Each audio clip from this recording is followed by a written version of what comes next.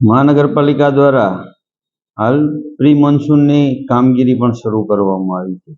આ પ્રી મોન્સૂનની કામગીરી અંતર્ગત જે જર્જરિત બિલ્ડિંગો છે એવી 141 બિલ્ડિંગોને નોટિસ આપવામાં આવી છે કે તમે આપેલ સમય મર્યાદામાં તમારું જે જર્જરિત ભાગ છે એ દૂર કરો, અથવા તો જો એ દૂર નહીં કરે તો મહાનગરપાલિકા દ્વારા પણ આ ભાગને દૂર કરવામાં આવશે। એટલે ગયા વખતે જે ઘટના બની હતી એવી ઘટના ના બને એ માટે થઈ અને પ્રી પ્લાનિંગ રૂપે બધા જ જર્જરિત મકાનોને નોટિસ આપવામાં આવી છે। ગયા વખતે આપણને ખબર છે કે જે જર્જરિત મકાનોને નોટિસ આપવામાં આવી હતી મહાનગરપાલિકા દ્વારા એની પર એક્શન લઈને દૂર પણ કરવામાં આવ્યા હતા।